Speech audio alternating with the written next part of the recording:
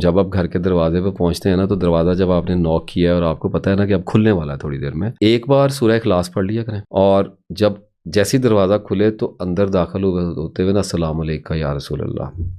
السلام علیکم یا ایھا النبی،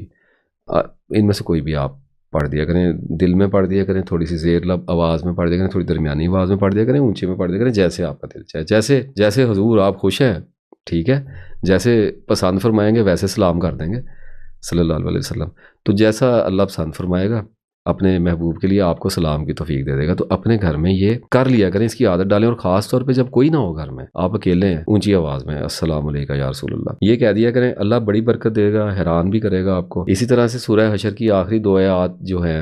وہ پڑھ لیا کریں، 7 بار پڑھ لیا کریں، 33 بار پر تسبیح ہو جائے تو کمال کی بات ہے، مشقت ہے،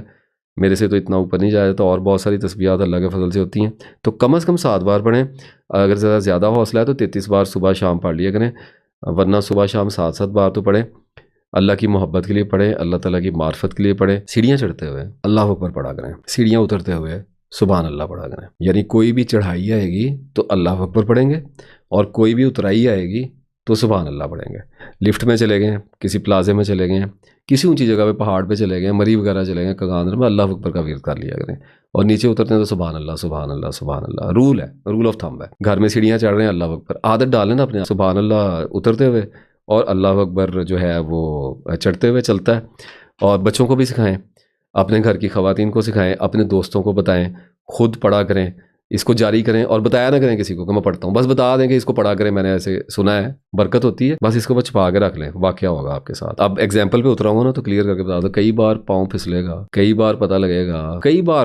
بار واقعہ ہوگا، پتہ چلے گا یہاں پہ ہڈیاں ٹوٹنی اس کی لکھ دی گئی تھی کہ توڑ دو ہڈیاں اس کی، لیکن بچا لیا۔ کئی بار سیڑھیوں سے ہوگا پاؤں پھسلا اور بچ گئے، گرے اور بچ گئے، ہڈی بچ گئی، پتہ ہوتا ہے آدمی کو کہ یہاں پہ ٹوٹ ہی گئی تھی، توڑ ہی دی تھی میری ہڈی، جان میری لے ہی لی تھی وہاں پہ، لیکن پڑھ رہا تھا تو، کیونکہ جو چڑھتے ہوئے پڑے گا اور نیچے اترتے ہوئے پڑے گا اس کے ساتھ چوٹ نہیں لگے گی، اس کو چھپا کے رکھیے گا، اس کو ذکر نہ اس کا کیجیے گا، اس طرح پھر دکھائی دینے لگ جاتا ہے، آہستہ آہستہ آدمی کو سمجھ آنے لگ جاتی ہے۔ اور بہرحال اگر کوئی زیادہ پڑھائی وغیرہ نہیں بھی کر رہے اور صرف آپ کی نیت ہی سچی ہو رہی ہے، ویسے تو پڑھائی کرنی چاہیے، یہ میں آپ کو بتا دوں، اگر واقعہ لینا ہے اللہ تعالیٰ سے،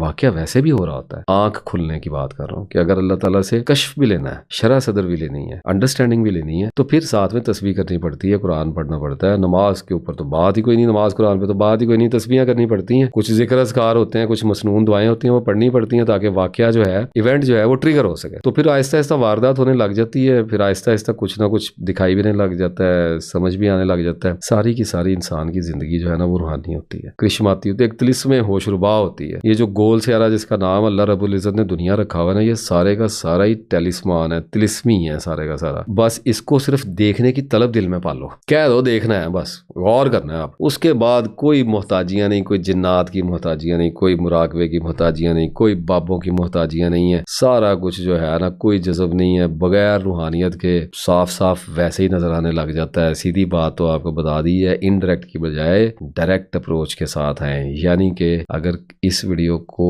کنکلوڈ کریں ایک لائن کے اندر تو میں صرف اور صرف یہ کہنا چاہوں گا